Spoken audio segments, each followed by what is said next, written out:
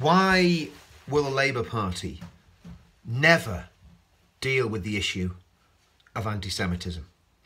Took Jeremy Corbyn a long, long time to confess his sin of anti-Semitism.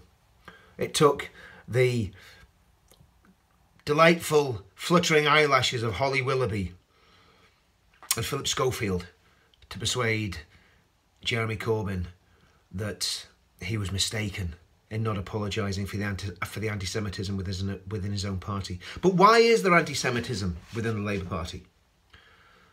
First of all, the minor reason is the visceral hatred that the left have of Israel.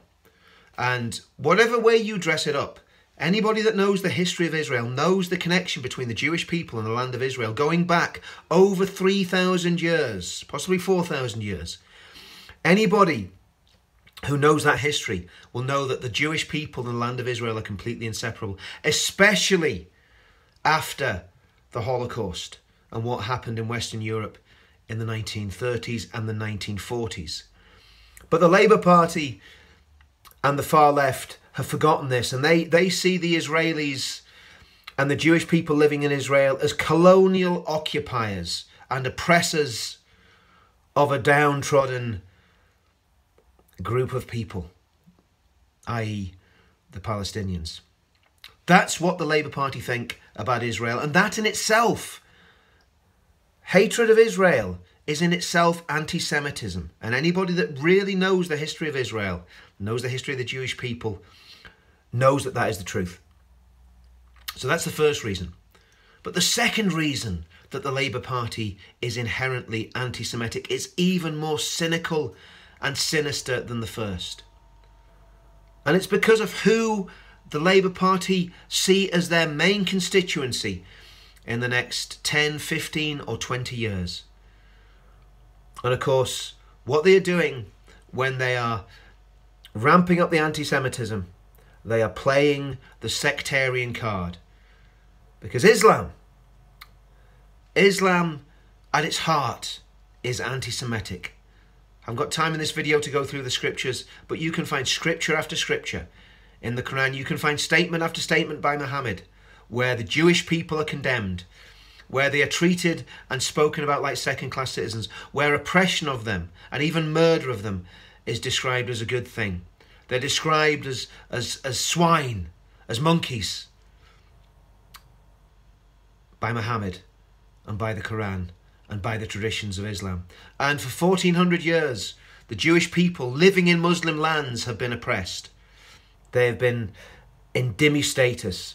They have been second-class citizens. So deeply interwoven into Islamic history, culture, and the religious texts of Islam is a deep, deep hatred of the Jewish people. Now, what does that have to do with the Labour Party and why the Labour Party will never deal with anti-Semitism? Think about this. 85% of Muslim voters vote for the Labour Party. 85%. That can make a huge difference in any general election. That can make a huge difference in local elections in towns or cities up and down the United Kingdom. And also think about this.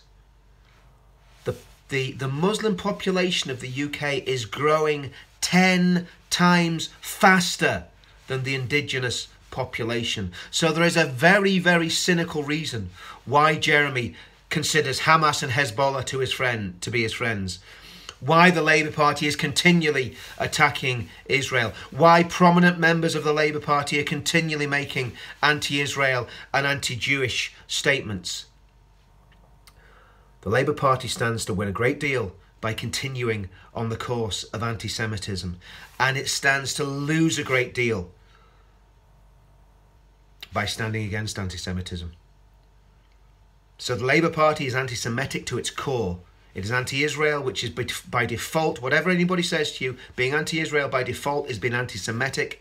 It is anti-Semitic to its core for ideological reasons and for cynical political reasons. They want the sectarian Muslim bloc vote, and they look at the number of Jewish people in the United Kingdom, a very, very small number of peaceful, law-abiding citizens, and they look at the growing Muslim population with its aggressive agenda, and they go, we're going to go after that vote, and we'll forget about the Jews, we can throw them under the bus, literally. That's what I believe's happened. That's what I believe is the thinking within the Labour Party. So a friend of mine has created a document talking about this. He's an academic. He works very, very closely at governmental levels, and what I'll do is eventually publish that document. But the moral of the story is very, very, very, very clear. The Labour Party cannot be trusted to deal with anti-Semitism for those two reasons. Ideologically, they're against the Jewish state, and very, very cynically, they are manipulating the Muslim bloc vote in the United Kingdom. Don't ever vote Labour.